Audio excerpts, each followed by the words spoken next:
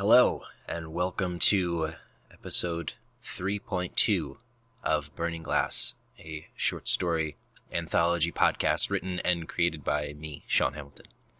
Thank you so much for listening, and if you would like to read along with this story, you can go to burningglasspodcast.com, where the text is posted, as well as all of the episodes from Season 1 and Season 2, and a few bonuses.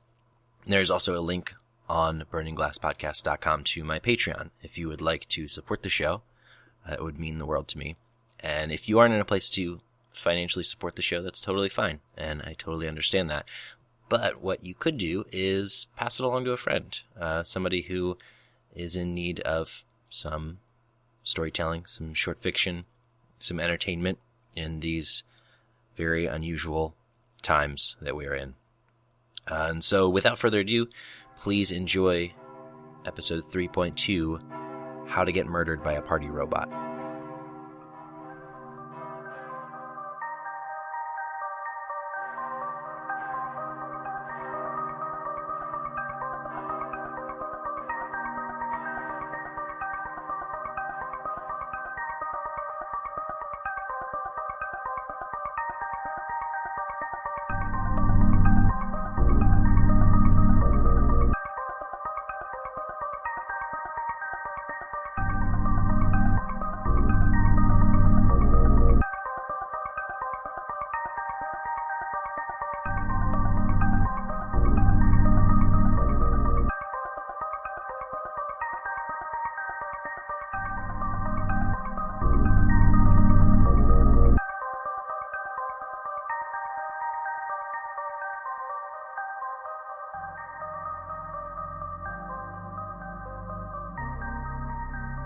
Have you given it any more thought? Rachel asked. She was standing in the doorway to the kitchen with her head leaning on the doorframe, looking down at her phone. Even 10 years into their marriage, Dylan was intimidated by her. It was the linchpin of their relationship. He felt it more often than not, and it thrilled him. She delicately played with it, but never abused it, like a master craftsman at work. "I've given it nothing but thought," he said, drying his hands from the dishes and swinging the towel over his shoulder. "I still don't think it's a great idea." She sighed and shoved her phone into the back pocket of her shorts, turning her eyes up to him. They were blue-green, but the green seemed to burn a bit brighter every time she was frustrated. "We're falling behind, you know," she said. "The rankings have us at 16th in the community. That's 3 spots lower than last month." "Who cares about the rankings?" Dylan said. He knew the answer, of course. Everyone cared. Everyone fluctuates. The Martins were 28th a few months ago, and now they're in the top 10. He winced, realizing they were the worst example he could have thought of. Rachel's face lit up for a moment like a lion poised to pounce. "Exactly. Look what it did for them," she exclaimed. "They've never been a top-tier family, and now the rumors are they might even knock the Bakers out of the 5th spot. I don't understand what the problem is." Dylan cupped his hands and nervously rubbed a thumb on his palm. His nails were longer than he would normally let them grow, but little things like that had fallen by the wayside lately. Too much on his mind. The skin around his thumb was red and scabbed from picking at it. "It's a robot, Rachel. It's not human," he said, meeting her eyes and holding their gaze, feeling the burn of it on the back of his skull. "I would never ask you to do this." Her head tilted slightly and her mouth curled in annoyance. "That's because I can't. For our family name, I would do it in a heartbeat if I could," she said. "People are starting to talk about us, about how we're unwilling to move forward into the next wave. We've never been pioneers, but we aren't slow to adapt. Dylan, we're losing our window." He turned his back to her and returned to the dishes. "I need to finish these," he said. "I'll bring the tea out when it's ready." She didn't say anything, but he heard her walk back to the living room. "It's really not so bad," Wyatt said as he pulled the tab up on a Green Mask IPA and handed it to Dylan before opening his own. Both of them had never favored IPAs when they were younger, but since Wyatt's family had entered the top 10, his tastes were forcefully elevated to match his company. Dylan was the only community member outside of the top 10 that Wyatt still talked to. Even so, they were more distant than they used to be. The dynamic had shifted. Wyatt, despite insisting that the rankings didn't matter to him, occasionally betrayed that sentiment. Sometimes with a look, sometimes with a particularly emphasized word, sometimes with a patronizing laugh. He was different. "They'll bring one to you," he continued, easing into one of the rocking chairs on his porch. "You can take your time with it. I know I had to. It's not exactly, let's say, provoking. They've come a long way since the first models, though. Poor Julian Parker, third-ranked family. He had one of the prototypes. The thing was entirely hard plastic." Dylan watched him take a swig and then watched his lips tighten for a moment in distaste before resuming his relaxed appearance. He still doesn't like it. That was a relief. "I don't want to take my time with it," Dylan said. "It's too much, man. I don't think I can just grin and bear it." He wiped a bit of condensation from the can in his hand. The weather was humid and warm as usual. The sun had set hours ago, but it was still in the 80s. At least there were only 4 months of summer left before the winter months. "I'm afraid she'll leave me," he said. "She's always cared more about the rankings than I do. It's never been a wedge between us like this is becoming, though. We haven't..." He thought better of it. Even Wyatt could only be trusted so much not to spread private information. "We haven't gone out together in weeks," he revised. Wyatt sat still for a moment, staring out at his front yard, an immaculate garden full of purple coneflowers, blanket flowers, and canna lilies. One of the perks of being a top 10 family was the gardening service provided. "Do you care enough to risk that, bud?" he asked. The condescension was palpable. "You've been together, 7, 8 years?" 10 last month, Dylan said. Perhaps Wyatt was right. Did he care enough to risk losing Rachel? Early on, he was always the one pushing for a child, but now that the conditions were irregular, he was hesitant. "They're just like any other child, as far as I can tell," Wyatt said. "They don't sleep much, they're needy, they grow too fast. I love my little guy." A cybernetic, a half-human, half-robot child, only halfway human. No part of it would be Rachel, but she didn't mind. Early on, they had tried to use human eggs inside of a robot chassis, but the result was dead on arrival, not to mention horribly deformed. After that, they moved forward with robotically engineered eggs to be fertilized by the male in a relationship.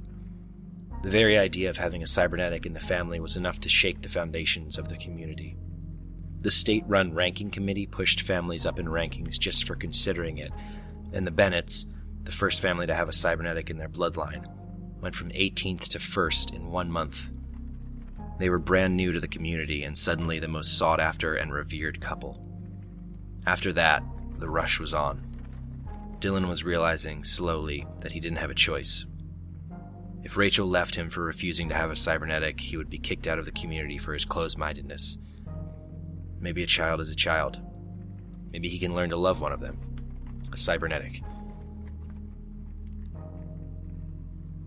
Rachel kissed him on the cheek and squeezed his hand tight. "I'll head out for a few hours. Give me a call if you need anything," she said. "Thank you, Dylan. Thank you for doing this. I've heard they're thinking of bumping us into the top 10. This is huge for us." "We're going to have a child, Rachel," he said.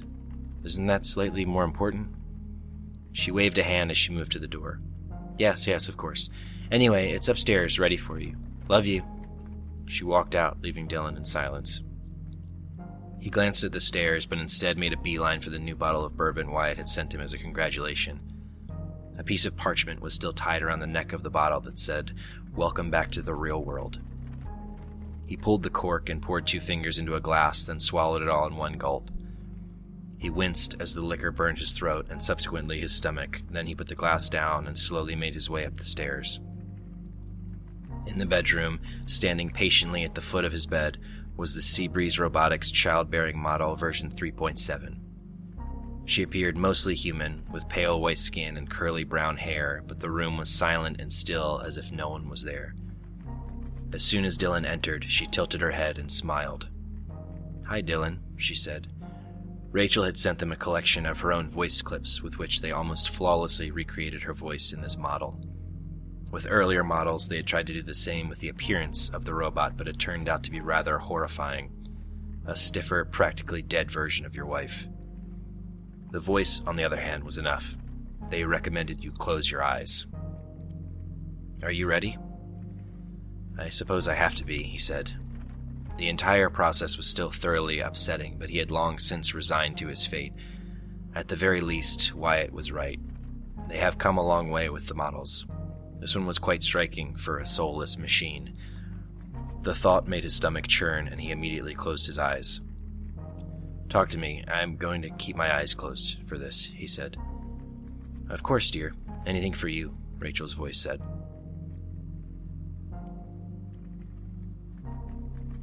On the eve of Dylan and Rachel's 15th wedding anniversary, they entered the top 5. The birth of Caleb had rocketed them into the top 10, as Rachel suspected. It took another 4 years of hard work and rubbing elbows until they broke the top 5, but here they were, attending their first ever top 5 gala. Dylan felt like a desiccated plant, withered and crumpled on itself. He looked down at Caleb holding his hand, who looked up at him with those big, empty eyes. There was nothing natural about this child. It didn't cry, it didn't play, it by and large ignored its parents. Rachel didn't care, she ignored Caleb right back. Theirs was a relationship of convenience and nothing more. It was the size of an 8-year-old with the motor skills to match despite being only 4. It was only holding Dylan's hand because it deemed it appropriate for the current setting.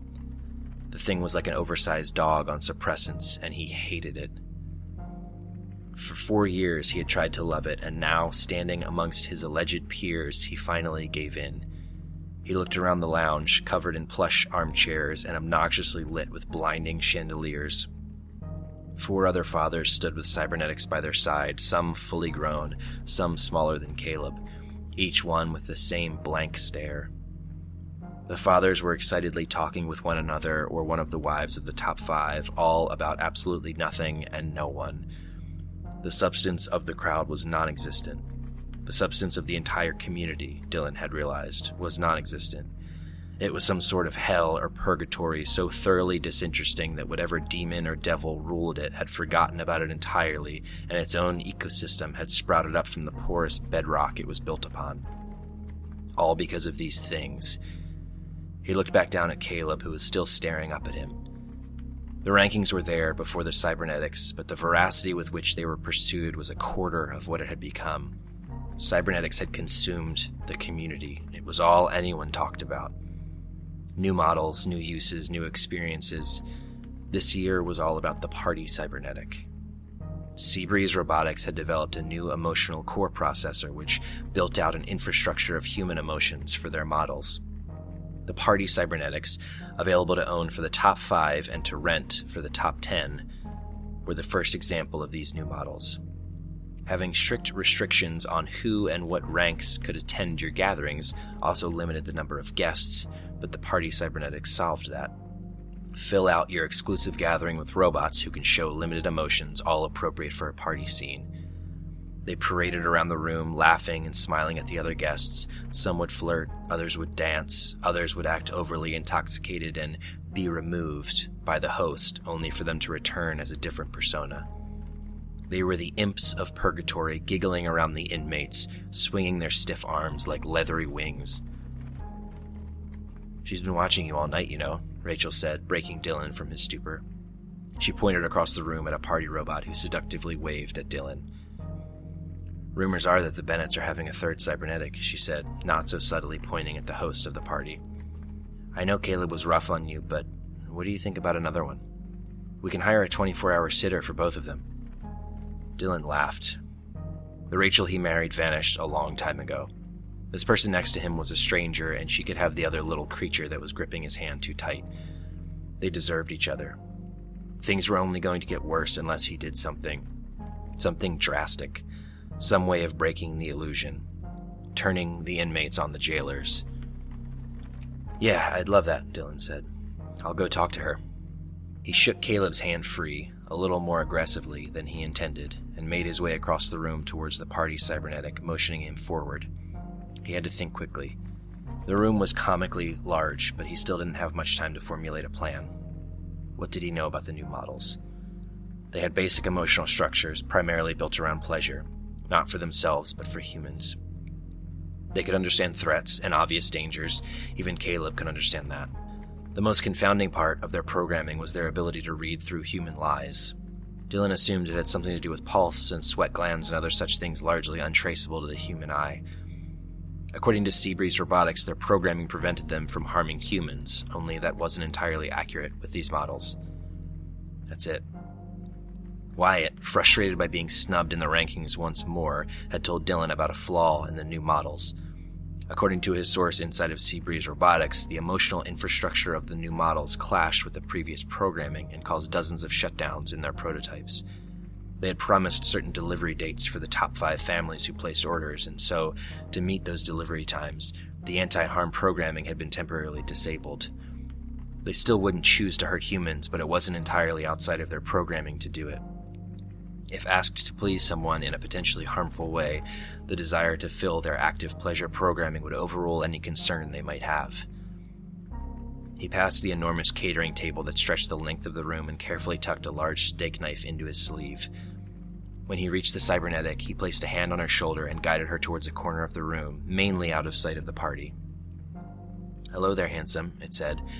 Its voice vibrated in pulsing tones that were engineered to immediately elicit sexual urges in humans. It could be switched on and off by the cybernetic at will. "Shouldn't we go upstairs?" This needed to be public. He needed everyone to see a cybernetic perpetuating violence. "We won't need to," Dylan said.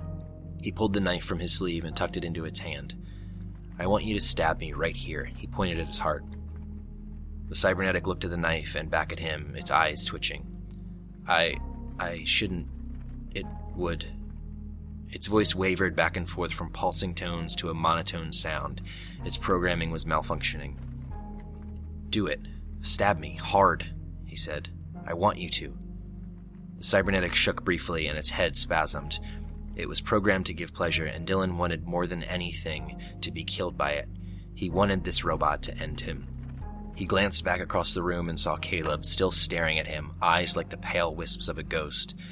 Dante missed one ring of hell, and Dylan was in the center of it.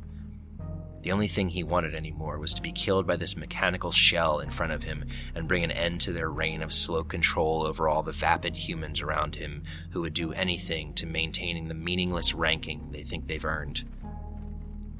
This robot would bring him tremendous pleasure by sinking an extraordinarily expensive, gold-plated steak knife, which was laid out for a banquet that did not feature steak or meat of any kind, for that matter, because there was no rhyme or reason to anything these lunatics did anymore, deep into his chest until his heart stopped beating. "Okay," the cybernetic said through muffled static. It raised the knife up level with his heart, pulled its arm back like the spring launcher of a pinball machine, and plunged it forward. Dylan fell back, more theatrically than was necessary for someone who was asked and was ready to be stabbed. He tumbled into the middle of the room and landed on the beige Saxony carpet. He closed his eyes and smiled as human screams rattled through the room like bats. It was the first real human thing he'd heard in a long, long time. All he had to do was die for it.